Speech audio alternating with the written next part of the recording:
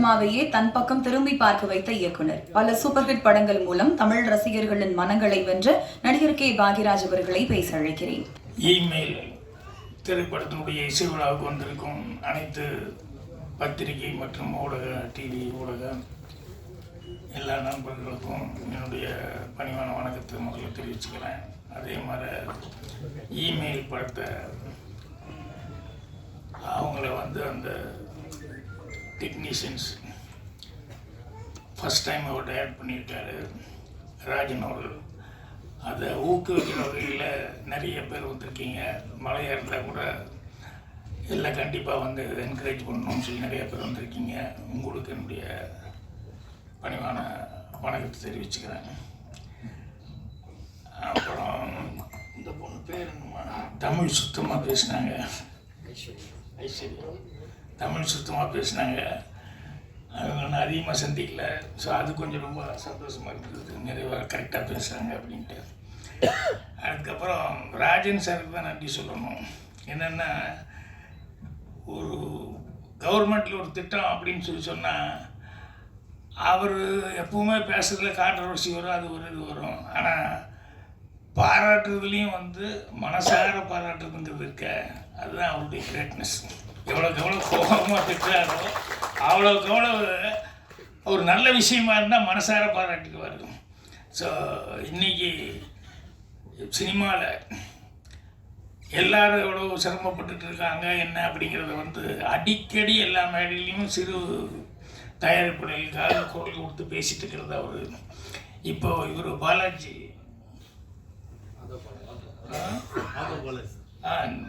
அவர் பேசும்போது கூட ரொம்ப குறைப்பட்டு சொல்லிட்டு இருந்தார். என்னென்ன சிறு படங்கள் எடுக்க முடியல அப்படிங்கிறது. இதுக்கெல்லாம் எனக்கு தெரிஞ்சு ராஜன் சார் நிறையா எந்த ஸ்டேஜாக இருந்தாலும் அந்த ஸ்டேஜில் நிறைய தடவை சொல்லிகிட்டு இருக்காங்க. அதே மாதிரி இதே ஸ்டேஜில் நானே கூட அந்த சின்ன படங்களுக்கு கவர்மெண்ட்டு கண்டிப்பாக ஒரு காம்ப்ளெக்ஸில் 4 தேட்டர் இருக்குன்னா ஒரு தேட்டர் கண்டிப்பாக சின்ன படங்களை கொடுக்கணும்னு ஒரு சட்டம் கொண்டு வரணும்னு பல தடவை சொல்லியாச்சு. இந்த சின்ன படங்கள் எப்படி வரும்? ஸ்க்ரீனுக்கு வந்தால் தானே ஜனங்க பார்த்து அதுக்கப்புறம் அப்ரிஷியேட் பண்ணுவாங்க. ஸ்க்ரீனே கிடைக்கல அப்படின்னு சொல்லும்போது எப்படி பண்ண முடியும்?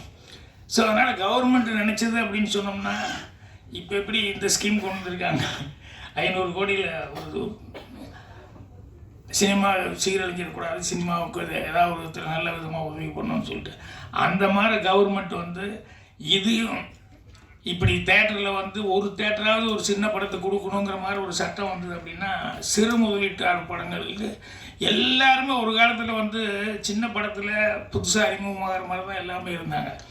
ஸோ அதுக்கப்புறம் தான் ஒவ்வொருத்தரும் பெருசாக வளர்ந்துருக்காங்க. அதனால் அவங்களுக்கு இன்றைக்கி அவர் வந்தோடனே ராஜன் சார் ரொம்ப வருத்தமாக அதுதான் சொன்னார். ஒரு 5 பேர் தான், அதை தவிர்த்து வேறு படங்கள் ஒன்றுமே இன்றைக்கி ஓடுற மாதிரி இல்லை, அப்படி ரொம்ப கஷ்டமாக இருக்குது அப்படிங்கிற மாதிரி ரொம்ப ஃபீல் பண்ணி சொல்லிட்டு இருந்தார். ஸோ அதுதான் அவர் பேசும்போதும் மனம் விட்டு பேசி அதுக்கப்புறம் கவர்மெண்ட்டையும் அப்ரிஷியேட் பண்ணார். இப்போ படத்தை இமெயில் நம்ம அசோக் ரொம்ப கொடுத்து வச்சவர். அவர் ரொம்ப அதிர்ஷ்டசாலி. ஏன்னா படம் பார்க்கும்போது பாட்டு மற்ற இடங்கள் எல்லாம் கண்கொள்ளாத காட்சின்னு சொல்லுவாங்க. பாட்டு அது டைரக்டர் படத்தில் பார்த்தோன்னையுமே கண்கொள்ளா காட்சியாக இருந்தது. அது ஒரு பாட்டிலெல்லாம் நடிக்கும்போது அவருக்கு நேரில் நம்ம தான் ஸ்க்ரீனில் தான் பார்க்குறோம், அதில் ஒரு டேக் ஓகே டேக் தான் வரும்.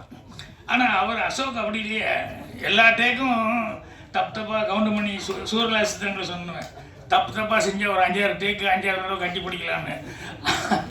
அந்த மாதிரி பாடல்களெல்லாம் எப்படி இருந்ததுன்னு தெரியல. ஸோ அவர் இதுக்கு முன்னால் இப்போ தான் ஒரு படம் ஆடி ஓகே பேபி, அதில் பிரமாமா டான்ஸ் ஆடிந்தார். அதில் 2ம் இருந்தது. அந்த ஒரே பாட்டில் ஒரு டான்ஸ்லேயே பரதநாட்டியமும் அதுவும் இருந்தது, மாடர்னும் இருந்தது. ஸோ இதில் என்னென்னா ஸ்பெஷலாக இதில் அவர் ராஜன் சார் குறிப்பிட்ட மாதிரி ஃபைட்டு ரொம்ப நல்லா பண்ணியிருக்காரு. யாரும் ஸ்டண்ட் மாஸ்டர் தெரியல. ஸோ அந்த ஸ்டண்ட் மாஸ்டர், கேமராமேனு இவங்களெல்லாம் அவர் ராஜன் சார் டைரக்டர் வந்து நல்லா யூஸ் பண்ணியிருக்காரு. அவரெல்லாம் தனியாக விட்டுட்டாங்க அப்படிங்கிற மாதிரி சொல்கிறாங்க. அது எல்லாத்துக்கும் வர்ற சோதனை தான். யாருக்கு அது சோதனை வந்தால் தான் நல்லது. சோதனை வராமல் வந்து சுவை இருக்காது, வெறும் இது சாதனையும் படைக்க முடியாது. அதனால் அது விட்டுட்டு போனாங்க அப்படிங்கிறதல்ல, ஃபைனலாக நீங்கள் என்ன கொடுக்குறீங்க அப்படிங்கிறது தான். அது எல்லாருமே இப்போ ராஜன் சார் சொன்னார், ஃபைனல் அவுட்புட்டு எல்லோரும் ரிச்சாக வந்திருக்கு, இத்தனை லொக்கேஷனில் போய் எடுத்திருக்காங்க அப்படிங்கிற மாதிரி ரொம்ப படத்தை பற்றி சிறப்பாக சொன்னாங்க. ஸோ வரும்போது யோசனை பண்ணிட்டு வந்த இந்த இமெயில்ங்கிறது வந்து இதை கண்டுபிடிச்சதே ஒரு இந்தியன் தான், சிவா ஐயாத்துறை. ஸோ அவர்னால தான் வந்து அந்த இமெயில்னால தான் இந்த அட்டு அப்படின்னு சொல்லி போடுவோம் இல்லையே போட்டு, அது வந்து இதுக்கு தான் இமெயிலுன்னு தான் ஃபெமிலியர் ஆச்சு. அப்புறம் எனக்கு தெரிஞ்சு என்னென்னா, இந்த இமெயில் வந்ததில் வந்து நிறைய பேர் வந்து, அதாவது இயற்கை வளம் இருக்கே, மரங்களை பாதுகாப்போம் அப்படின்னு சொல்கிறது, அது இந்த இமெயில் வந்ததுனால அதுக்கு நிறையா பாதுகாப்பு. என்னென்னா, பேப்பரில் தான் எல்லாம் எழுதிக்கிட்டு இருந்தோம், அந்த பேப்பருக்காக மரத்தை பூரா வெட்டிக்கிட்டு உட்காந்துருந்தாங்க. இப்போ இந்த இமெயில் வந்ததுலேருந்து அந்த மரங்கள் வெட்டுறது பாதுகாக்கப்பட்டது. அது ஒரு சந்தோஷப்பட வேண்டிய சமாச்சாரம். அதை விட இன்னும் ரொம்ப சந்தோஷப்பட வேண்டிய சமாச்சாரம் என்னென்னா, இந்த நிறைய இளைஞர்கள் செருப்படியிலேருந்து தப்பிச்சுக்கிறதுக்கான ஒரு வாய்ப்பு இந்த இமெயில் மூலமாக கிடைச்சிது. ஏன்னா முன்னால் ஒரு பொண்ணுக்கிட்ட வந்து ஏதாவது பேசி ஒரு லெட்டர் கொடுத்தான்னு வைங்களேன், உடனே காலில் இருக்கிறது கழட்டிடுமா அப்படிங்கிற மாதிரி கழட்டிடுவாங்க சில நேரங்களில் கூட. இப்போ இந்த இமெயிலில் அது இல்லை பாருங்கள். போய் நேரில் எல்லாம் முரளி மாற பின்னாலேயே சுற்றிட்டு இருக்கணுங்கிற அவசியமே இல்லை. என்ன வேணுமோ இமெயிலில் வந்து ஈஸியாக அவங்கக்கிட்ட நம்ம மனசில் இருக்கிறத அப்படியே எக்ஸ்போஸ் பண்ணிடலாம். அது வந்து இதுக்கு லவ்வுக்காகங்கிறது மட்டுமல்ல, சில பெரிய மனிதர்களிடம் மரியாதை காரணமாக நம்மளால் சொல்ல முடியாமல் இருக்க சில விஷயங்கள் சொல்லும்போது வாய் வராது, தடுமாற்றமாகி போகும். இந்த இமெயில் அப்படி இல்லை. இதில் வந்து எந்த தடுமாற்றம் இல்லாமல் நம்ம என்ன நினைக்கிறோமோ அதை அப்படியே எக்ஸ்போஸ் பண்ணிடலாம். ஸோ அந்த மாதிரி பல உதவிகள் இருக்குது. ஆனால் இதில் போடும்போது ஒன்று போட்டிருந்தாங்க, என்னென்னா இமெயில் என்னென்னலாம் மோசடி நடக்குது அப்படின்னு சொல்லிட்டு. எல்லாத்துலேயும் தான் பாசிட்டிவும் இருக்கும், அதே மாதிரி நெகட்டிவும் இருக்கும். அதனால் எது விஞ்ஞான கண்டுபிடிப்பு வந்தாலும் அதில் ஏதாவது ஒரு பாசிட்டிவ் இருந்தாலும் இன்னொரு நெகட்டிவும் ஒரு சைடு இருக்கத்தான் செய்யும். ஸோ அதனால் அதில் இந்த மோசடி அப்படின்னு சொல்லும்போது, நாட்டில் சினிமாவில் அதில் தான் ஆன்லைனில் தான் மோசடிங்கிறது இல்லை. ராஜன் சார் பேசும்போது கரெக்டாக கவனிச்சுக்கிட்டே இருந்தீங்கன்னா தெரிஞ்சிருக்கும் நாட்டில் லைசன்ஸோடு எவ்வளோ மோசடி நடந்துருக்குன்னு. ஏன்னா நம்ம வாங்கியிருப்போம், பர்மிஷன் வாங்கிட்டு போயிருப்போம், ஆனால் அவங்க காசு கேட்பான். ஊட்டி வரைக்கும் இங்கேருந்து போயிருப்போம், எல்லோரும் போனதுக்கப்புறம் அங்கே ஒரு இது வச்சுருக்கான், அங்கே ஒரு தனி யூனியன் ஒன்று வச்சுக்கிட்டு இங்கே தான் கார் எடுக்கணும். இதெல்லாம் வந்து எத்தனை கஷ்டங்களை வந்து தயாரிப்பாளர்கள் சந்திக்கிறது.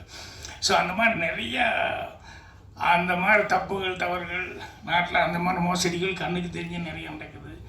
என்னன்னா ஒவ்வொருத்தரும் அவங்க ஃபீல் பண்ணணும்.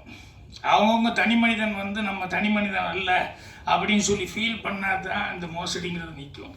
நம்ம செய்கிறது ஒவ்வொன்றும் வந்து நம்ம ஒருவனை மட்டும் போகிறதில்ல அப்படின்ட்டு. ஏன்னா ஒரு உதாரணத்துக்கு ஒரு இன்சிடெண்ட்டு, பாரிஸ்லேருந்து லண்டன் போகிறதுக்காக, இல்லை லண்டன் டு பாரிஸ் போகிறதுக்கு ஹூவர் கிராஃப்டில் போனோம்னா நிறையா அது கொஞ்சம் வித்தியாசமாக இருக்குது. அது தண்ணியிலையும் இல்லை, நான் சொல்கிறது ரொம்ப வருஷத்துக்கு முன்னால் ஃபேமிலியோடு போயிருந்தப்போ தண்ணியிலேயே இது பண்ணாமல் அப்படியே மேலாலேயே போகும் அப்படின்னு சொல்லிட்டு அது கொஞ்சம் நல்லா இருக்கும் அப்படின்னு சொன்னாங்கன்ட்டு. ஆனால் அங்கே போய் இறங்குக்கப்புறம் பாரிஸ் போகிறதுக்கு வந்து கிட்டத்தட்ட 3 hours ட்ரெயினில் இது பஸ்ஸில் தான் போக வேண்டியிருக்கும். அதனால் ஃப்ளைட்டில் போனோம்னா 3/4 மணி நேரம் 1 மணி நேரத்தில் போயிடலாம். பட் இதில் போயிட்டு அதுக்கப்புறம் பஸ்ஸில் போகணும்.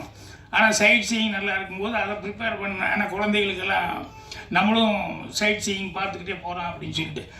ஆனால் அங்கே போய் ஹோவர் கிராஃப்டில் இறங்கணுன்னே பஸ்ஸில் தான் போய் ஆகணும் அப்படின்னு சொல்லி அப்புறம் பஸ்ஸில் ஆல்ரெடி டிக்கெட் ரிசர்வ் பண்ணியிருந்தேன். பஸ்ஸில் ஏறிட்டோம். ஏறினதுக்கப்புறம் வந்து பஸ்ஸு புறப்படுற நேரம் அப்போ திடீர்னு தடன்னு கதவை தட்டி திறந்தால் ஒரு இங்கிலீஷ் லேடி, யாரோ ஒருத்தி, எந்த நாட்டுக்கறியே தெரியல, உள்ளே வந்தால் கண்டக்டர் வந்து ஸ்டாப் பண்ணிட்டான். சாரி அப்படின்ட்டு. என்னென்னா, இல்லை டிக்கெட்டு ஃபுல்லாகிடுச்சு, சீட் இல்லை, அதனால் உட்கார முடியாது, சாரின்னு. அந்த அம்மா வந்து ரொம்ப கெஞ்சுறாங்க. என்னென்னா இவங்க வந்து பாரிஸ் போய் வேற ஒரு ஃப்ளைட்டு பிடிச்சி அவங்க வேறு நாட்டுக்கு போகணும்.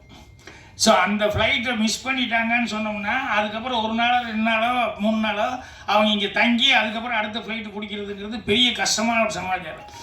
அந்த அம்மா அழுகிற மாதிரி ஆகிட்டாங்க, கெஞ்சுறாங்க. ஆனால் இவன் இந்த கண்டக்டர் ஒத்துக்க மாட்டேங்காமல் எனக்கு வேலை போயிடும், ஏன்னா சீட்டு இல்லாமல் நான் வந்து ஒரு ஆளை நான் நின்றுட்டு வர்றேங்கிற அப்படி நிற்க வச்சேன்னு சொன்னோம்னா என்னை வழியில் பிடிச்சிட்டாங்கன்னா என் வேலை போயிடும், ஐ எம் ஸோ சாரி அப்படிங்கிற அந்த அம்மா கெஞ்சுறாங்க. ஏன்னா இது ஃப்ளைட் விட்டுட்டா எனக்கு அவ்வளோ கஷ்டம் அப்படின்ட்டு அவன் சீட் இல்லாமல் நான் வந்து முடியவே முடியாது அப்படின்னு எல்லோரும் வேடிக்கை பார்த்துட்ருக்கோம்.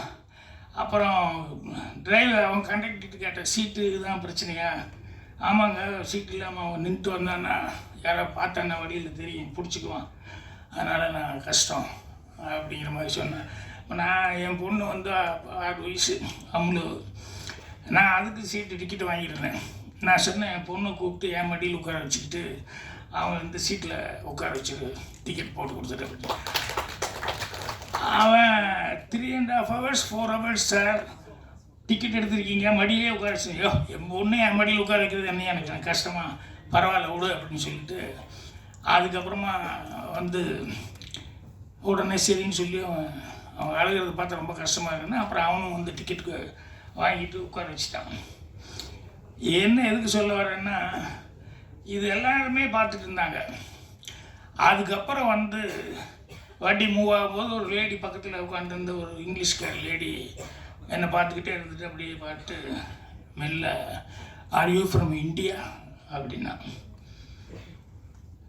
எனக்கு அப்படி ஒரு சந்தோஷமாக இருந்தது. என்னென்னா நம்ம நாட்டுக்கு நம்ம சின்ன வேலை தான் செஞ்சோம், ஆனால் ஆர் யூ ஃப்ரம் இந்தியா அப்படின்னு சொல்லிட்டு அந்த அம்மா வந்து கேட்குறாங்க அப்படின்னா அப்போ இந்தியாவில் இருக்கிற இந்தியன்ஸ் எவ்வளோ மரியாதைக்குரியவராக இருப்பாங்கன்னு அந்த அம்மா நினச்சிருப்பாங்க அப்படின்ட்டு அவ்வளோ ஒரு சந்தோஷமாக இருந்தது. அதனால் மனிதர்கள் யாருமே வந்து தனி மனிதர்களே கிடையாது. நம்மளை நம்பி நம்ம வீடு இருக்கிற மாதிரி நம்மளுக்கு நம்ம ஊர் பேரை காப்பாற்ற வேண்டி இருக்குது, அதுக்கப்புறம் நம்ம டிஸ்ட்ரிக்ட் பேரை காப்பாற்ற வேண்டியிருக்குது, அப்புறம் தமிழ்நாடுனா தமிழ்நாடை காப்பாற்ற வேண்டியிருக்குது, அதுக்கப்புறம் இந்தியாவினுடைய இதை காப்பாற்ற, அந்த மாதிரி ஒவ்வொரு தனி மனிதனும் வந்து கடமைங்கிறது அப்படி ஒன்று இருக்குது. அந்த கடமை வந்தது அப்படின்னு சொன்னோம்னா இந்த மோசடி அப்படிங்கிறது வந்து வர்றதுக்கான வாய்ப்புகள் அப்போ தான் குறையும். இந்த படத்தை பொறுத்த வரைக்கும் இவ்வளோ தூரம் ஸ்டெயின் பண்ணி அவரே தயாரிப்பாளராக இருந்திருக்காரு. ஸோ அவர் தயாரிப்பாளராக இருந்துட்டு அப்புறம் சொன்ன மாதிரி எல்லாருமே வந்து கடைசியில் ஒவ்வொருத்தராக மிஸ் பண்ணிகிட்டே போனாங்கன்ட்டு. ஆனால் எல்லாத்தையும் தாண்டி இன்றைக்கி வந்து இசை விழா வந்து பிரம்மாண்டமாக சிறப்பாக நடத்திட்டார். படமும் வந்து அது நான் சொன்ன சமாச்சாரங்க அது வந்து பாட்டுக்காகவும் அது ராஜன் சார் கரெக்டாக சொன்னார், குஜாலா அப்படின்னு சொல்லிட்டு சிலதெல்லாம் படங்களுக்கு தேவை, பாட்டுக்கு தேவை அப்படிங்கிறதுக்காக வந்து பண்ணிடுவாங்க. ஆனால் அதில் ஒரு மெசேஜ் கொடுத்துருக்காங்க, இதில் எத்தனை பேர் இதாக இருக்காங்கன்னு சொல்லிட்டு ஒரு மெசேஜுக்காக தான் இந்த படம் எடுத்துருக்காரு அப்படின்னு சொல்லும்போது கண்டிப்பாக படம் பார்க்கணுங்கிற மாதிரி ட்ரெய்லர் பார்க்குற எல்லாத்துக்குமே அந்த ஃபீலிங் வரும். அதனால் அவருடைய மெசேஜ் நல்லா இருந்ததுன்னா கண்டிப்பாக பத்திரிகைகள் எல்லாமே பாராட்டி எழுதுவாங்க. அப்படி பாராட்டி எழுதும்போது ஜனங்ககிட்டையும் ஒரு நல்ல அப்ரிசியேஷன் கிடைக்கும், படமும் சக்ஸஸ் ஆகிற சான்ஸ் இருக்குது. இது எல்லாத்துக்கும் மேலே தேட்டர் கிடைக்கணும், அதுதான் ரொம்ப முக்கியம். தேட்டர் கண்டிப்பாக கிடைக்கணும். பட் இந்த படத்தை பொறுத்த வரைக்கும் அவன் கொஞ்சம் சில விஷயங்கள் எல்லாம் கரெக்டாக நல்லா கூர்ந்து கவனிப்பாப்புல. அதனால் மதுமாற ஆட்கள் வந்து எப்படியும் தேட்டர்களை வந்து பிடிச்சிடுவாங்க, தேட்டர்லாம் பிடிச்சி கண்டிப்பாக ரிலீஸ் ஆகிறதுக்கு ஹெல்ப் பண்ணிடுவாங்க. ஸோ படம் நல்லபடியாக சக்ஸஸ் ஆகணும் அப்படின்னு சொல்லி என்னுடைய மனமார்ந்த வாழ்த்துக்கள் தெரிவிச்சுக்கிறேன். நன்றி, வணக்கம். ஸோ இந்த இமெயில் படம் உருவாகிறதுக்கு தயாரிப்பாளரும் இயக்குனருமான SR ராஜன் அவர்களுக்கு அவங்களோட ஃபேமிலி மெம்பர்ஸ் பெரிய உறுதுணையாக இருந்திருக்கிறாங்க. இந்த தருணத்தில் அவங்களுக்கு நன்றி தெரிவிச்சுக்கணும் அப்படின்னு ஆசைப்படுறோம். ஸோ விழாவை சிறப்பித்த சிறப்பு விருந்தினர்கள் அனைவருக்கும் மீண்டும் ஒரு முறை நன்றியை தெரிவிச்சுக்கிறோம். பிரசன்ட் மீடியா அவங்க எல்லாருக்கும் ஸ்பெஷல் தேங்க்ஸ். நீங்கள் நல்ல படங்களை மக்கள்கிட்ட கொண்டு போய் சேர்க்கறது தவிர்க்கிறதே இல்லை, அதே மாதிரி இந்த படத்தையும் மக்கள்கிட்ட கொண்டு போய் சேர்த்தீங்க அப்படின்னு நம்புகிறோம்.